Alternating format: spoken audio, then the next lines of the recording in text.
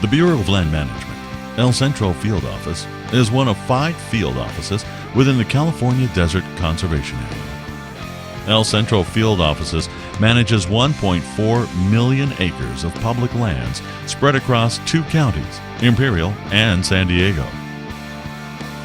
We would like you to meet Neil Hamada, Imperial Sand Dunes Recreation Manager.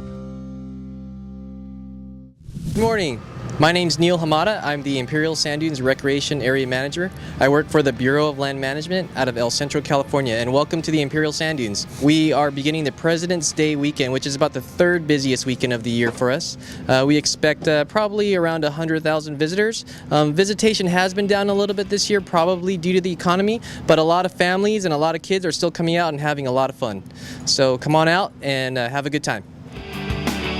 Their goals are to improve access to appropriate recreation opportunities on Department of the Interior managed or partnered lands and waters, ensure a quality experience and enjoyment of natural and cultural resources on DOI managed or partnered lands and waters, and provide for and receive fair value in recreation.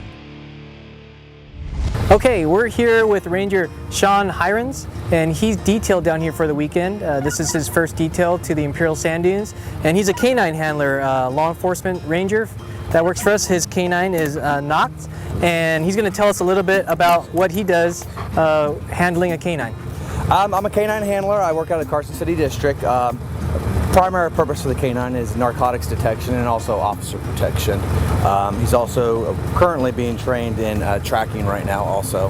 Know the rules, follow the rules, and be responsible and respect the land and respect fellow visitors so you can enjoy the area and make it a good experience for everyone.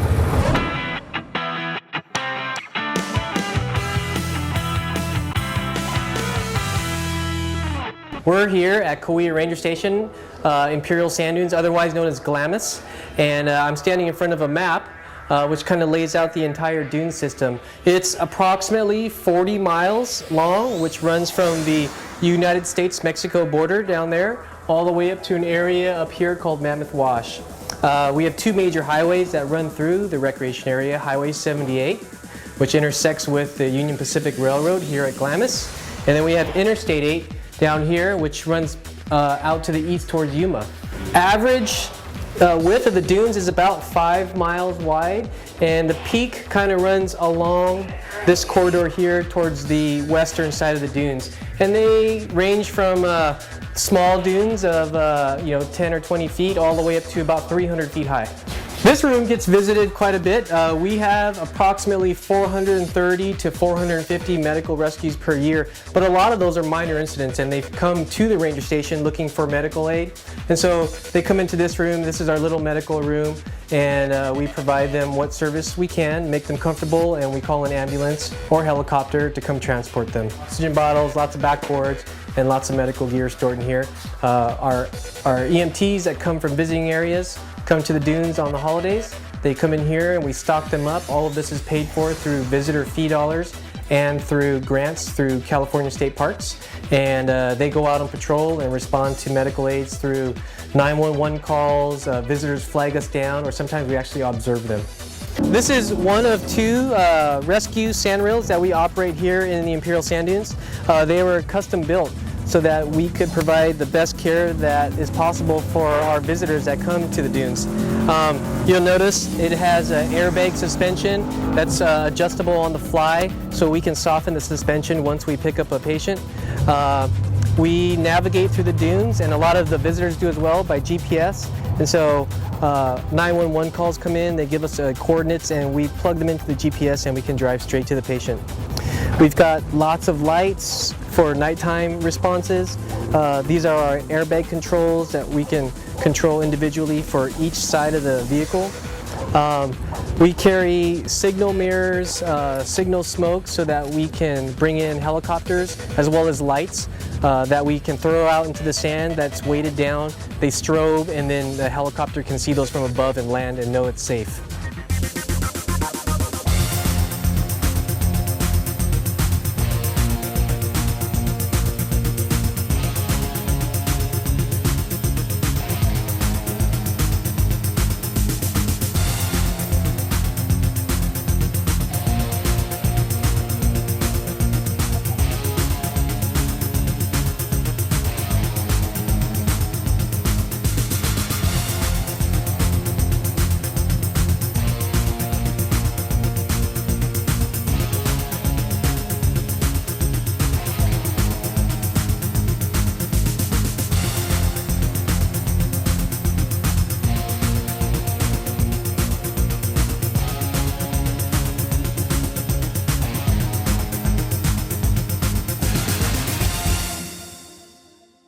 So as I was saying earlier, unfortunately sometimes there are accidents out here in the Imperial Sand Dunes, off-highway vehicle accidents usually, and what the BLM does is when we get a call for 911, we go out to the accident scene with our rescue buggy or with a four-wheel drive vehicle. We assess this patient and we package them and we bring them to the edge of the highway. From that point on, we turn them over either to a helicopter or in many cases to our ground ambulance company. Here in the Gordons Well area, that's Rural Metro. My name's Leo Gonzalez. I'm fire captain paramedic for Rural Metro Fire Department. Pretty much what we do is sometimes we do have the opportunity to ride on the rail with BLM. We assess patients, we work with them. Once they hand them off to us, we begin advanced life support if needed.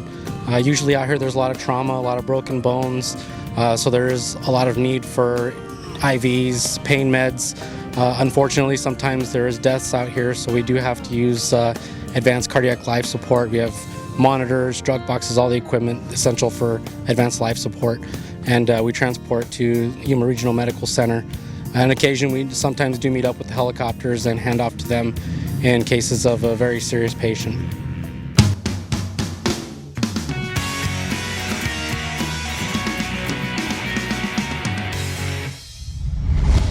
All right, we're here with one of our medical partners, Reach Air Medical, and they're the air transport provider for Imperial County. We work together with them quite a lot. They provide a ton of services to the visitors out here in the Imperial Sand Dunes, including their ground paramedic program. My name's Maureen Boakland, and I'm a flight nurse with Reach. And what we do here is we will pick up a trauma patient and take them to the nearest trauma center.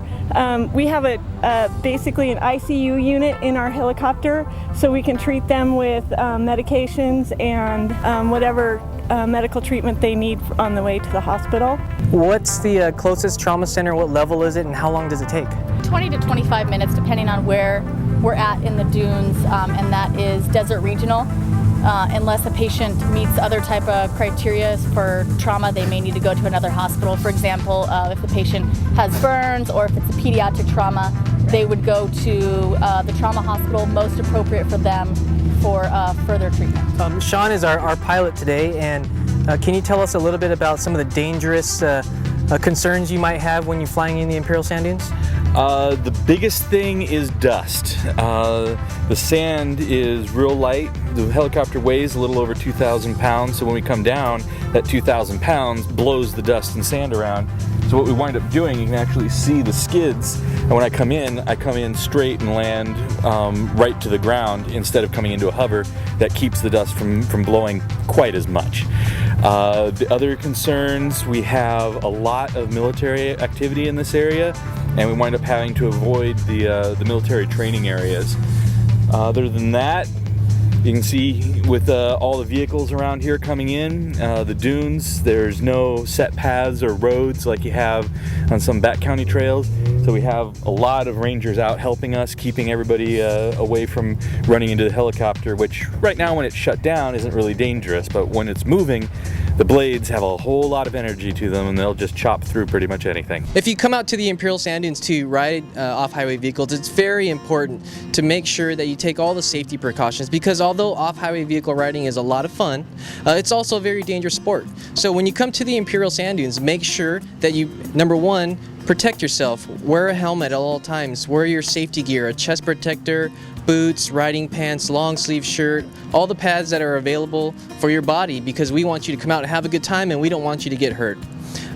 Make sure that your vehicle is in good condition. Make sure you follow all the laws, like having the proper registration. Arizona has a brand new off-highway vehicle law you need to comply with, and if you comply in Arizona, when you come to California, you're legal and ready to go.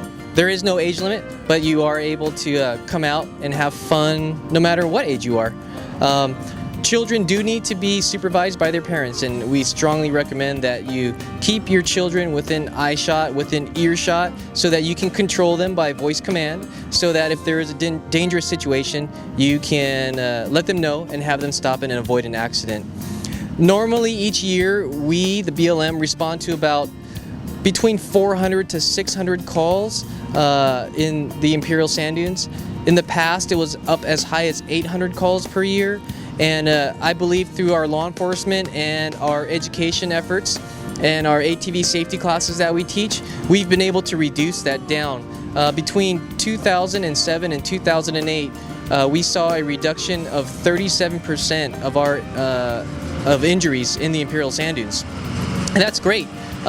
There's high visitation here. We receive about 1.2 to 1.4 million visitors per year, and that just means that more people are coming out to have a good time, and less people are getting hurt and able to go home safely and have a great weekend. Take it slow, learn the area, be familiar with your surroundings before you start to speed up, so that you don't have an accident and drive over a steep slip face in the sand dunes, roll your ATV, and need to call us.